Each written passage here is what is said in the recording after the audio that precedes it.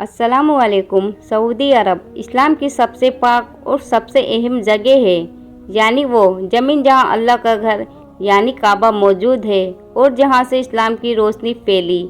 लेकिन क्या आपने कभी सोचा है कि अगर हम 1400 या 1500 साल पहले की दुनिया में झाँके तो ये इलाका कैसा लगता होगा? यहाँ के लोग कैसे रहते होंगे? असल में सवाल यहीं नहीं रुकता, बल्कि और भी बड़ा हो जाता है जब हम ये जानना चाहे कि हमारे आखिरी नबी हज़रत मोहम्मद सल्लल्लाहु ताला अलैहि वसल्लम से पहले यहाँ के लोग किस पर यकीन रखते थे, वो किसको पूछते थे और उनका रहन सहन कैसा था। इन सारे सवालों के जवाब हमें तब मिलेंगे जब हम और भी पीछे जाएंगे। सिर्फ 1500 साल नहीं, बल्कि उस वक्त जब इस दुनिया का पहला इंसान भेजा गया था, यानी हज़रत आदम अलैहिस्सलाम। मुसलमानों के नज़रिए से देखा जाए तो इस दुनिया में सबसे पहले जो इंसान आया उनका नाम था हज़रत आदम अलैहिस्सलाम। वो सिर्फ पहले इंसान ही नहीं थे, बल्कि अल्लाह के एक पैगंबर भी थे। और ये वही हज़रत आदम है जिन्हें यहूदी और ईसाई मज़हब में एडम के नाम से जाना जाता है। इस्लामिक किताबें साफ तौर पर बताती है कि हज़रत आदम अलैहिस्सलाम एक पैगंबर थे, तो जाहिर सी बात है वो सिर्फ एक अल्लाह ही की इबादत किया करते थे। वो एक ही रब पर यकीन रखते थे और उसी के सामने सर झुकाते थे। सिर्फ यही नहीं, उनकी औलाद भी उसी एक अल्लाह को मानती थी। वो भी उसी एक खुदा की इबादत किया करती थी जिसने इंसान को पैदा किया और सब कुछ बनाया। बल्कि अगली कई सदियों तक आदम अलैहिस्सलाम की औलादें इसी तौहीद यानी एक अल्लाह की इबादत पर कायम रही। वो उसी सच्चे दीन को फॉलो करती रही जिसकी तालीम सबसे पहले हज़रत आदम अलैहिस्सलाम ने दी थी। मगर सैकड़ों साल गुजर जाने के बाद हालात में एक बड़ा बदलाव आया। ये तब हुआ जब हज़रत नूह अलैहिस्सलाम का दौर आया। बिल्कुल हज़रत आदम की तरह हज़रत नूह अलैहिस्सलाम को भी इस्लाम में पैगंबर माना जाता है और उन्हें यहूदी और ईसाई धर्म में भी काफ़ी इज्जत और अहमियत दी जाती है। वो भी तौहीद का पैगाम लेकर आए थे और लोगों को सिर्फ एक अल्लाह की तरफ बुलाते थे।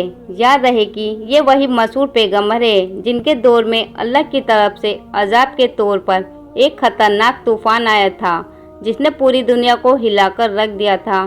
और उस तूफान से अपने सच्चे मानने वालों को बचाने के लिए हज़रत नूह अलैहिस्सलाम ने अल्लाह के हुक्म पर एक कश्ती तैयार की थी। वही कश्ती जिसमें ईमान वाले सवार हुए और बाकी कौम पानी में डूब गई थी। इसी तूफान और कश्ती वाले वाक़ये को लेकर दुनिया भर में खासकर पश्चिम मुल्कों में बहुत सारी फिल्में और सीरियल्स बनाए जाते हैं। मगर हकीकत वही है जो अल्लाह ने बताई, जो कुरान में मौजूद है। मुद्दे की बात यह है कि इस्लामी नज़रिया अगर देखा जाए तो तारीख में पहली बार गैर खुदा की इबादत यानी एक से ज़्यादा खुदाओं को मानने का सबूत हज़रत नूह अलैहिस्सलाम के दौर में ही मिलता है। यानी लोग उस दौर में अल्लाह को छोड़कर कुछ और चीज़ों को पूजने लगे थे और यही वो मोड़ था जहाँ शिर्क की शुरुआत इंसानी इतिहास में दर्ज हुई। इस बात का जिक्र सिर्फ कुरान शरीफ में ही नहीं है, बल्कि कई हदीसों और दीनी किताबों में इसको साफ साफ और तफसील में बयान किया गया है। मामला कुछ यूँ बयान किया जाता है कि उस दौर में कुछ ऐसे लोग हुआ करते थे जो बहुत ही नेक और सच्चे और अल्लाह वाले थे। वो लोग अपनी ज़िंदगी में हमेशा हक की बात करते थे और लोगों को भलाई की तरफ बुलाते थे। लेकिन जब उनका इंतकाल हो गया तो जो लोग उनके पीछे रह गए वो बहुत ज़्यादा उदास रहने लगे। वो उन्हें याद करके परेशान हो जाते और उनकी याद में रोने लगते। उनके दिल में उन नेक लोगों की इतनी मोहब्बत थी कि वो उन्हें कभी भूल ही नहीं पाए। ऐसे ही हालात में शैतान ने उन लोगों के दिलों में वसवसे डालने शुरू कर दिए। उसने उन्हें मशवरा दिया कि क्यों ना तुम इन नेक लोगों की याद में उनके स्टैचू बना लो। शैतान ने कहा कि इससे तुम उन्हें याद रख पाओगे और अगली नस्लों को भी बता सकोगे कि ये कैसे अच्छे लोग थे। लोगों को ये बात ठीक लगी और उन्होंने उन नेक लोगों के स्टैचू बना लिए। शुरुआत में ये सिर्फ यादगार के तौर पर रखे गए थे। कोई इन्हें पूछता नहीं था, सिर्फ देखता था और याद करता था। मगर वक्त गुजरता गया और इन लोगों ने इन स्टैचू को ही पूजना शुरू कर दिया। अब अगर ख़ास तौर से बात की जाए अरब वर्ल्ड की ओर, उसमें भी फोकस किया जाए उस खास इलाके पर जहां मक्का, मदीना और ताइफ जैसे शहर मौजूद है, या जहां आज सऊदी अरबिया नाम का मुल्क बसा हुआ है, तो उस पूरे इलाके को समझने के लिए हमें एक बहुत ही अहम शख्सियत पर नज़र डालनी होगी, और वो है पैगंबर हज़रत इब्राहीम अलैहिस्सलाम। ये वही हज़रत इब्राहीम है जिन्हें यहूदी और ईसाई धर्म के लोग अब्राहम के नाम से जानते और मानते हैं। इनका नाम आप हमेशा अच्छे से याद रखें, क्योंकि चाहे इस्लाम हो, यहूदियत हो या ईसाइयत, इन तीनों ही मज़हब में हज़रत इब्राहीम अलैहिस्सलाम को बहुत ज़्यादा अहमियत दी जाती है, और दी भी क्यों न जाए, क्योंकि इन तीनों मज़हबों की जो असली और पुरानी जड़ें हैं वो सीधा जाकर इन्हीं हज़रत इब्राहीम अलैहिस्सलाम से मिलती है। मुसलमानों के लिए भी, यहूदियों और ईसाइयों के लिए भी हज़रत इब्राहीम अलैहिस्सलाम एक बहुत ही बड़ी और मुक़द्दस शख्सियत है, और यही वजह है कि इनके नाम को हर दौर में इज्जत के साथ लिया जाता रहा है। इतिहास गवाही देता है कि इन तीनों मज़हबों में जितने भी नबियों का सिलसिला बाद में जारी रहा, वो सब हज़रत इब्राहीम अलैहिस्सलाम की ही औलाद में से थे।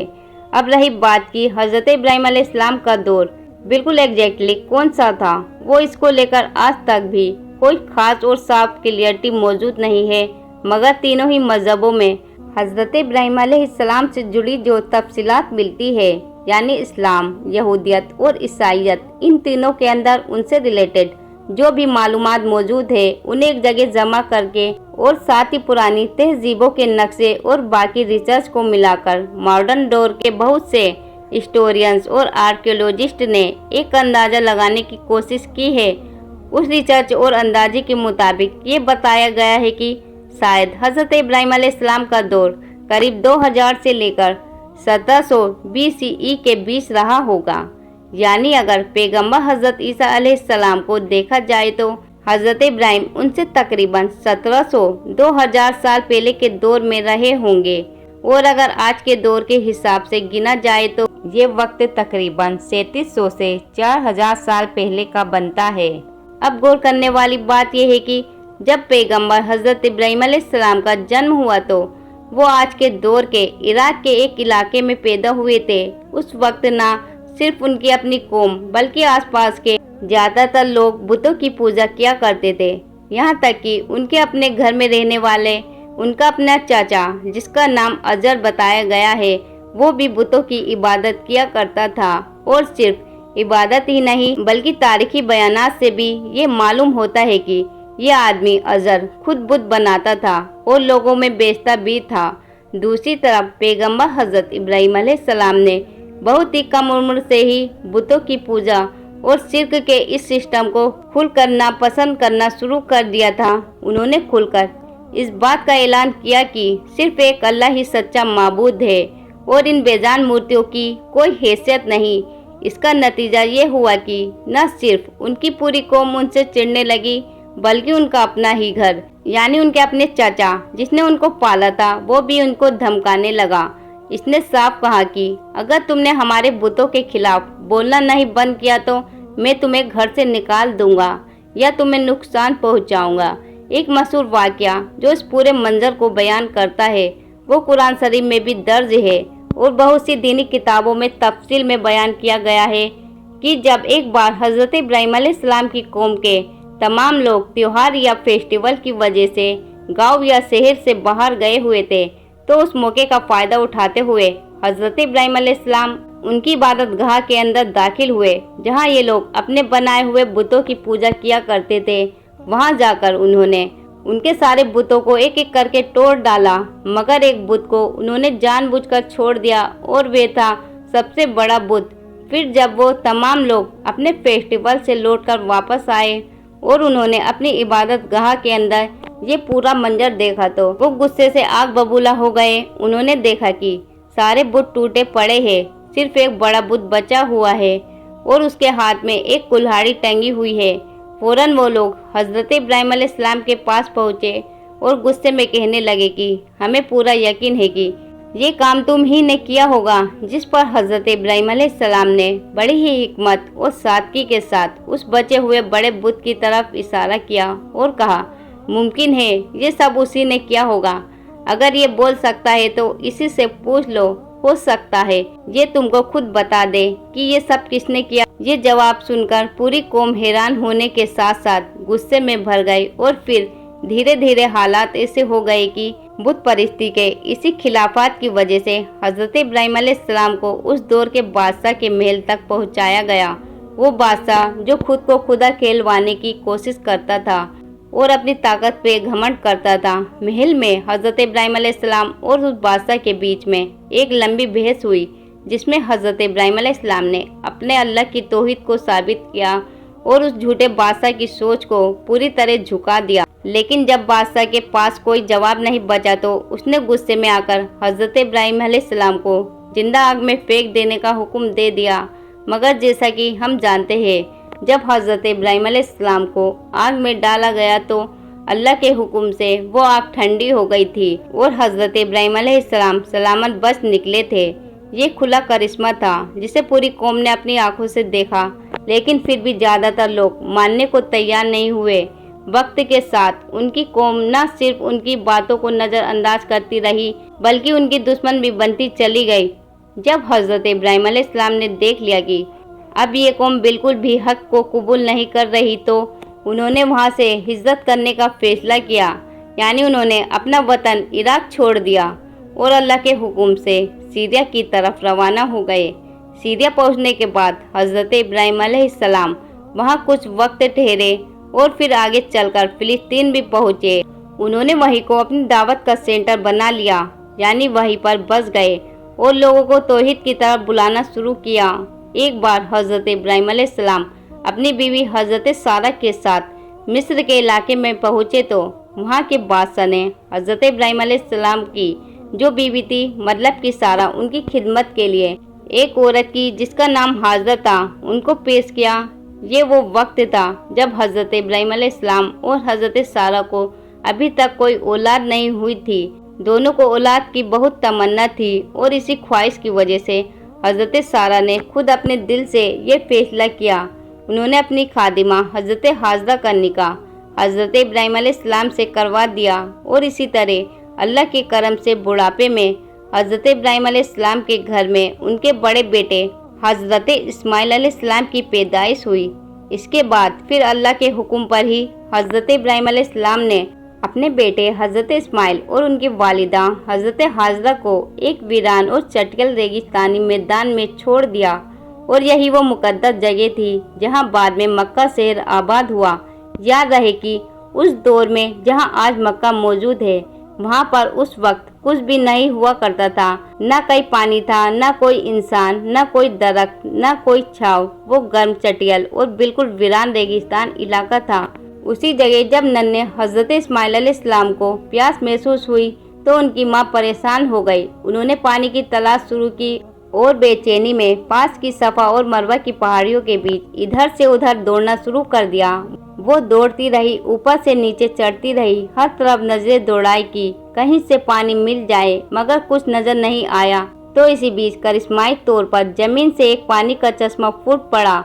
यही वो चश्मा था जिसे आज हम जमजम के नाम से जानते हैं और ये वही पाक और मुकद्दस पानी है जो हजारों साल बाद आज भी उसी जगह से निकल रहा है जहाँ एक माँ ने अपने बेटे की प्यास बुझाने के लिए अल्लाह से फरियाद की थी। कुछ वक्त के बाद इस इलाके से एक कबीला गुजरा जिसका नाम था बनु जुहम। जब इस कबीले ने वहाँ जमजम का चश्मा देखा तो वो लोग हैरान भी हुए और बहुत खुश भी, क्योंकि एक वीरान रेगिस्तान में पानी का मौजूद होना किसी करिश्मे से कम नहीं था। उन्होंने हजरत हाजरा से वहीं रुकने की इजाज़त मांगी और हजरत हाजरा ने भी इस कबीले को वहाँ ठहरने की इजाज़त दे दी। यहीं से फिर एक नई शुरुआत हुई। लोग वहाँ बसने लगे और आबादी बढ़ती चली गई।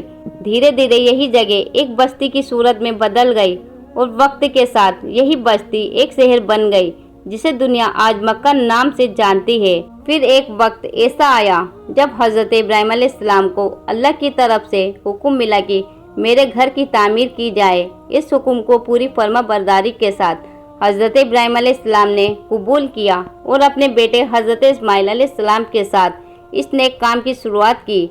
उन्होंने मिलकर उस मुकद्दस ज़मीन पर अल्लाह का घर तामीर किया जहाँ लोग आकर सिर्फ एक अल्लाह की इबादत करें। जिस मकान को उन्होंने अल्लाह के हुक्म से बनाया उसी को आज पूरी दुनिया काबा के नाम से जानती है। और यही काबा आज सऊदी अरब के मशहूर शहर मक्का में मौजूद है। और अब जब हज़रत इब्राहीम अलैहिस्सलाम और हज़रत इस्माइल अलैहिस्सलाम का दौर था तो उस वक्त जाहिर है कि तमाम लोग सिर्फ एक ही अल्लाह की इबादत किया करते थे। वो वही चीज़ें मानते थे जो हज़रत इब्राहीम अलैहिस्सलाम ने सिखाई थी, वही अकीदा, वही तौहीद, वही सीधा रास्ता। हज़रत इस्माइल अलैहिस्सलाम ने भी अपने वालिद के इस मिशन को आगे बढ़ाया, लोगों की तौहीद की तालीम दी और उन्हें भलाई की तरफ बुलाते रहे। बाद के वक्त में भी जितने भी अलग अलग कबीले या अलग अलग लोग मक्का में आकर बसते गए, वो सब हज़रत इस्माइल अलैहिस्सलाम की तबलीग और उनके असर से उसी मज़हब को फॉलो करते गए जो उनके वालिद हज़रत इब्राहीम अलैहिस्सलाम का था। ये सिलसिला कुछ साल या कुछ दशक नहीं बल्कि अगली कई सदियों तक चलता रहा। लोग तौहीद पर कायम रहे और सिर्फ एक ही अल्लाह की इबादत करते रहे, वही चीज़ें मानते रहे जो पैगंबर हज़रत इब्राहीम अलैहिस्सलाम ने सिखाई थी और जिन पर उनके बेटे पैगंबर हज़रत इस्माइल अलैहिस्सलाम ने भी अमल करवाया था। मगर क्योंकि हज़रत इस्माइल अलैहिस्सलाम के बाद अरबों के बीच में एक लंबे वक्त तक कोई भी नबी तबलीग के लिए नहीं आया, तो इससे ये हुआ कि अब धीरे धीरे इन लोगों में बदलाव आना शुरू हुए। और असली टर्निंग पॉइंट उस वक्त आया कि जब बनु आयत और बनु खुजा जैसे कुछ कबीलों ने मक्का के इलाकों पर हमले करने शुरू कर दिए। तो इन लगातार होने वाले हमलों की वजह से अब पैगंबर हज़रत इस्माइल अलैहिस्सलाम की औलादों को आखिरकार अपने बाप दादा का ये शहर यानी मक्का छोड़कर जाना पड़ा। लेकिन जाते जाते इन लोगों ने बरकत हासिल करने के लिए या यूँ कहे कि काबे से बेहद मोहब्बत की वजह से वहाँ से एक पत्थर अपने साथ ले लिया। शुरू में तो ये सिर्फ बरकत के तौर पर लिया गया था या फिर मोहब्बत की निशानी के तौर पर, लेकिन वक्त बीतता गया और फिर लोगों ने उसी पत्थर को अपना खुदा मान लिया और उसकी पूजा करने लगे। और इसी तरह हज़रत इस्माइल अलैहिस्सलाम की औलाद में या आसान लफ्ज़ों में कहे तो अरब के लोगों में बुत परस्ती की शुरुआत हुई। लेकिन ये याद रखना ज़रूरी है कि ये तो बस एक आम तब्दीली थी। असल में अगर हम इस बात पर गौर करें कि मक्का जैसे शहर में किस तरह पूरे एहतमाम के साथ बुत परस्ती शुरू हुई और किस तरह वहाँ के लोग पूरी तरह से बुतों की पूजा में लग गए, तो तारीखदानों या इतिहासकारों के मुताबिक ये सब दूसरी से तीसरी सदी के बीच के दौर में हुआ था, यानी हज़रत ईसा अलैहिस्सलाम के जाने के करीब 250 साल बाद और हज़रत मोहम्मद सल्लल्लाहु ताला अलैहि वसल्लम के आने से करीब 250 साल पहले मक्का शहर पर बनी खुजा कबीले का कंट्रोल पूरी तरह हो चुका था। वो लोग मक्का में हुकूमत किया करते थे और उसी कबीले का एक बड़ा सरदार था जिसका नाम था अमर बिन लोह। अमर बिन लोहे सिर्फ एक कबीले का नेता ही नहीं था बल्कि काबे का जिम्मेदार भी वही था, यानी काबे की देखभाल और सारे इंतजाम उसी के जिम्मे थे। इसी वजह से अरब के लोग उसे बहुत ऊंचा दर्जा देते थे। लोग उसकी बातों को अहम मानते थे और जो वो कहता था उसे मान भी लेते थे। ये शख्स एक बार किसी काम से ग्रेटर सीरिया के इलाके में गया, यानी आज के दौर का वो हिस्सा जहाँ सीरिया और फिलिस्तीन वगैरह मौजूद है। यहाँ इसकी मुलाकात एक कौम से हुई या यूँ कहे एक ऐसे कबीले से जो बुतों की पूजा कर रहा था। अमर बिन लोह ने उनसे पूछा, ये कौन है और तुम इनकी इबादत क्यों करते हो? तो उन्होंने जवाब दिया, ये हमारा खुदा है, हम इनसे पानी, खाना और बाकी ज़रूरत मांगते हैं और हमें जो चाहिए होता है ये हमें अता करते हैं। ये सब देख अमर बिन लोह बहुत ज़्यादा मुतासिर हुआ और उसने उन लोगों से कहा कि क्या तुम इनमें से एक बुत मुझे दे सकते हो? तो उन लोगों ने तमाम बुतों में से एक बड़ा सा बुत जिसका नाम था हुबुल अमर को दे दिया। हुबुल एक बड़ा और इंसानी शक्ल जैसा दिखने वाला बुत था। अमर बिन लोह उसे लेकर मक्का वापस आया और उससे जाकर काबे की छत पर रख दिया, जो उस वक्त का मक्का की सबसे अहम और मुकद्दस जगह मानी जाती थी। इतिहास के सबूत बताते हैं कि उस हुबुल नाम के बुत का एक हाथ टूटा हुआ था जिसकी जगह मक्का के लोगों ने बाद में सोने का हाथ लगवा दिया था। इसके साथ साथ ये भी मालूम होता है कि वक्त बीतने के साथ साथ जब मक्का में और भी कई बुत लाए गए और अलग अलग नामों से उनकी पूजा शुरू हुई, तब भी मक्का वालों के लिए सबसे अहम और सबसे बड़ा बुत ही वही हुबुल ही था। हुबुल के अलावा इस्लाम से पहले 3-4 और बुत भी थे जो पूरे अरब में बहुत मशहूर थे, जैसे ताइफ में लात, वादी में नखला में अल उज़ा और इसके अलावा मनात वगैरह। तो अब हालात ऐसे हो गए थे कि सिर्फ मक्का ही नहीं बल्कि पूरे हिजाज के इलाके में, मतलब जहां आज मक्का, मदीना, ताइफ और उनके आसपास के शहर आते हैं, इन सभी जगहों पर बुत परस्ती फैल चुकी थी। लोग तरह तरह के बुतों की पूजा किया करते थे। हर बुत की शक्ल अलग होती थी और नाम भी अलग अलग हुआ करते थे। अमर बिन लो, जिसके बारे में हमने पहले बात की थी, वो सीरिया से और भी 5 बुत लेकर आया था। इन बुतों के नाम थे यास, वत्सुआ और नस्त्र वगैरह। ये वही बुत थे जिनकी कभी हज़रत नूह अलैहिस्सलाम की कौम इबादत किया करती थी। इन बुतों की शक्लें भी बिल्कुल अलग अलग थी। कोई मर्द जैसा दिखता था, कोई औरत जैसा, कोई शेर जैसा और कुछ तो ऐसे थे जो कई शक्लों में मिला जुला रूप लगते थे। बल्कि ये बुत सिर्फ अलग अलग शक्लों वाले ही नहीं थे, बल्कि लोगों के लिए ये अलग अलग चीज़ों के खुदा भी माने जाते थे। कोई मोहब्बत का खुदा था, कोई दौलत का, कोई ताकत का और कोई किसी और चीज़ का। जब अमर बिन लो इन बुतों को सीरिया से मक्का ला रहा था, तो रास्ते में उसने जद्दा के पास एक जगह पर इन्हें ज़मीन में दफना दिया। फिर मक्का लौटकर लोगों से कहा कि उसके साथ एक जिन है और उसी जिन ने उसे बताया है उन ताकतवर बुतों के ठिकाने के बारे में जिनकी पूजा कभी हज़रत नूह अलैहिस्सलाम की कौम किया करती थी। ये बात कहने के बाद वो अपने लोगों को साथ लेकर उसी जगह पहुंचा और ज़मीन खोदकर वो बुत निकाल लिए। वहां मौजूद लोग ये देखकर हैरान रह गए। उसने उन बुतों को लाकर मक्का की सबसे खास जगह यानी काबा के अंदर रख दिया। अब हुबुल के साथ साथ इन बुतों की भी इबादत शुरू हो गई। काबा नाम की ये खास इमारत क्योंकि हज़रत इब्राहीम अलैहिस्सलाम के वक्त से ही हमेशा अरब के लोगों के लिए बहुत पवित्र और बहुत मुकद्दस मानी जाती रही है, इसलिए लोग दूर दूर से सफ़र करके यहाँ आते थे और इसका तवाफ़ करते थे, हज अदा करते थे।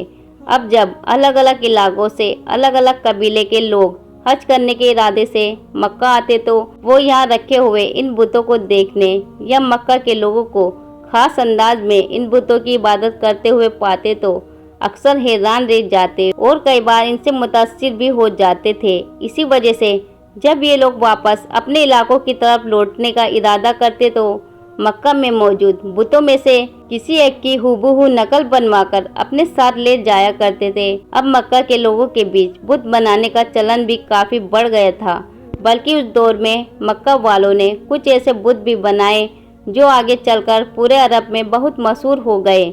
यानी अब ये सिलसिला सिर्फ मक्का या उसके आसपास तक ही सीमित नहीं रहा, बल्कि पूरे अरब में फैलने लगा था।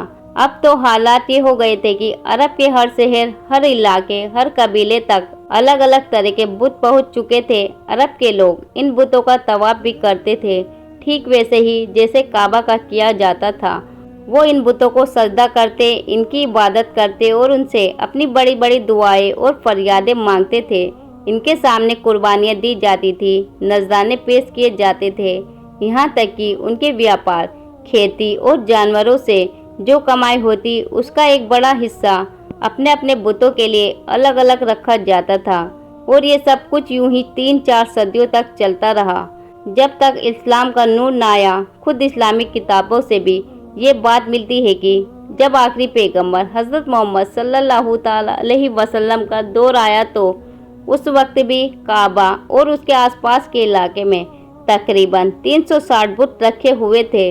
लेकिन जैसा कि हम सब जानते हैं, 630 ईस्वी का साल इतिहास में वो आखिरी वक्त था जब मक्का और उसके आसपास के इलाकों में बुत देखे गए थे, क्योंकि इसी साल मुसलमानों ने हज़रत मोहम्मद सल्लल्लाहु ताला अलैहि वसल्लम की रहनुमाई में मक्का को फतेह कर लिया था और फिर मक्का हमेशा के लिए मुसलमानों का मुकद्दस शहर बन गया था।